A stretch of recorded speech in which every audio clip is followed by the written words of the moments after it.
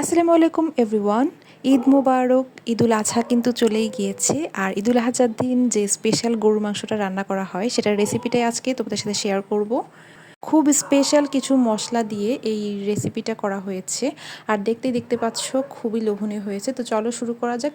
প্যানে বেশ পরিমাণ তেল দিয়ে আমি গরু মাংস নিয়ে নিয়েছি। এখানে প্রায় 2 কেজির মতো গরু মাংস হবে, আর সাথে একটা নলি দিয়ে দিয়েছি, আর দিয়ে দিয়েছি পেঁয়াজ কুচি বেশি পরিমাণে। এরপরে এক একে সব গরম মশলা, দারচিনি, তেজপাতা, লং, কাবাব চিনি, এলাচ, সবগুলো গরম মশলা দেওয়ার পরে দিয়ে দিয়েছি হলুদের গুঁড়ো, মরিচের গুঁড়ো, এগুলো পরিমাণ মতো।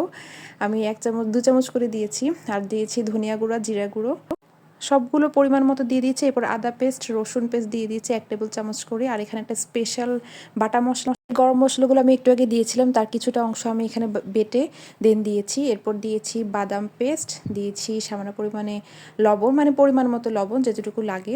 আমি বাটা মশলাটা দিয়েছি, এটা কিন্তু অন্যরকম একটা টেস্ট নিয়ে আসবে। চেষ্টা করবেন সবসময় বাটা মশলা দিতে, সাথে কিন্তু বাদাম পেস্টও দিয়েছি।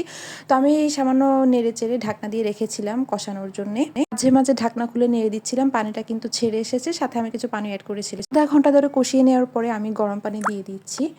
এই গরম পানিটা দিয়ে কিন্তু মাংসটা সেদ্ধ হবে।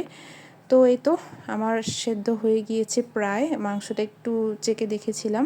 এরপর দিয়ে দিচ্ছি 4 থেকে 5টা গোটা কাঁচামরিচ, ভালো মতো নেড়ে নিচ্ছি। রান্না কিন্তু প্রায় কমপ্লিট হয়ে গেছে, আর একদমই সহজ। এসে আমি কিছু পরিমাণে গরম মশলা দিয়ে দিচ্ছি একেবারে লাস্টে, কারণ এই গরম মশলাটা অ্যাড করার পর কিন্তু ম্যাজিকের মতো স্বাদটা চেঞ্জ হয়ে যাবে। তো দেখতে পাচ্ছেন কালারটা কিন্তু অনেক সুন্দর এসেছে, আর নলিটা দেওয়াতে কিন্তু টেস্টটা আরও বেশি বেড়ে গিয়েছে। আপনারা চাইলে নলিটা দিয়েও রান্না করতে পারেন। রেসিপিটা আমি খুব সহজভাবেই বলার ট্রাই করেছি, আর এটা সহজে একটা রেসিপি। তাও যদি কোনো কোয়েশ্চেন থাকে অবশ্যই কমেন্টে জানাবেন। আজকের মতো এই পর্যন্তই। খুদা হাফেজ।